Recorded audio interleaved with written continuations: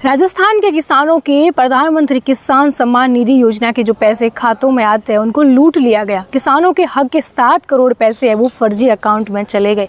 ये मामला है राजस्थान के पाली जिले के देसूरी, रानी और मारवाड़ जंक्शन के तहसील का, जहां पर दूसरे राज्यों के किसानों के नाम से फर्जी अकाउंट बना करके 7 करोड़ रुपए इन किसानों के हिस्से के थे। पीएम सम्मान निधि योजना से वो लूट लिए गए।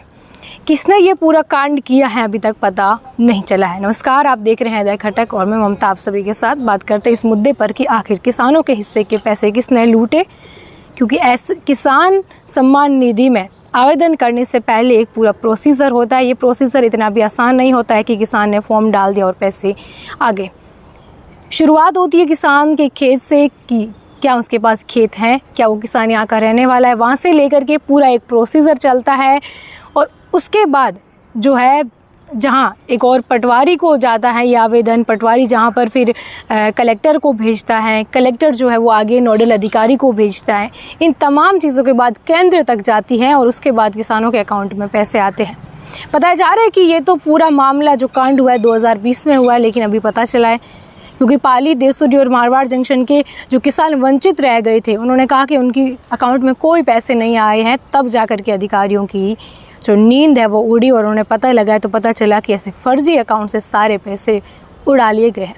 और ऐसा भी बताया जा रहा है कि 2020 में कुछ अधिकारियों को पता चल गया था, उन्होंने वहीं बात को बाहर नहीं आने दिया और बीच में ही जो है पूरे इस मामले को रोक लिया था कि उन्होंने ठीक कर दिया था ये फर्जीवाड़ा।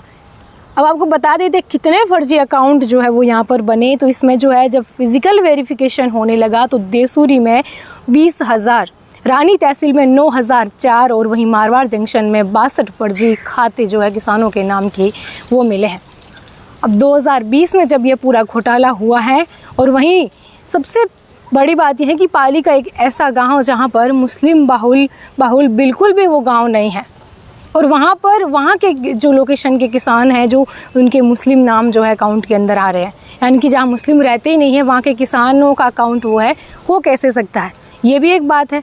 और सबसे पहले ये आवेदन जब पटवारी के पास जाता है, तहसीलदार के पास जाता है और इसके बाद तहसीलदार जब कलेक्टर को भेजता है, फिर कलेक्टर जो है किसान आवेदन को जयपुर नोडल ऑफिसर को भेजता है और इसके बाद जयपुर से किसानों की सूची बनती है, वो केंद्र सरकार को जाती है और वहाँ से डायरेक्ट बेनिफिट ट्रांसफर के तहत इन किसानों के अकाउंट में ये पैसे है वो डाले जाते हैं।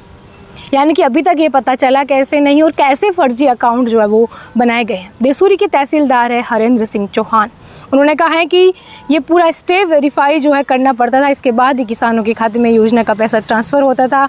लेकिन 2020 में हुए फर्जी घोटाले से किसानों के नाम पर सीधे आवेदन किए गए, यानी कि कोई प्रोसीजर फॉलो नहीं किया गया। करेंगे भी कैसे जब यहाँ के किसान थे ही नहीं, तो पटवारी को देंगे कैसे और उसके बाद तहसीलदार के पास भी जाएगा कैसे। यानी कि सीधा ये दिख रहा है कि कहीं ना कहीं सिस्टम जो है वो हैक कर लिया गया, यानी कि ये जो सारा है इस डेटा को हैक किया गया है कहीं ना कहीं, तभी जाकर के सीधा आवेदन है वो कर पाए हैं और 7 करोड़ लूट के लेके चले गए हैं।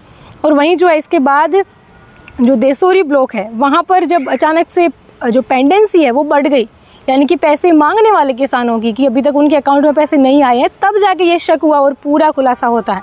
और सबसे पहले पेंडेंसी जो हुई 5 नवंबर को 265, उसके बाद 17 दिसंबर को 14,337 पहुंच जाती अचानक से 1 महीने में, और उसके बाद 21 दिसंबर तक 19,331 किसानों की पेंडेंसी बढ़ती है। तब जाके पता चलता है कि अरे भाई ये तो बहुत बड़ा गड़बड़ घोटाला हो गया है, ऐसे कैसे हो सकता है, इतनी पेंडेंसी अचानक से कैसे बढ़ सकती है।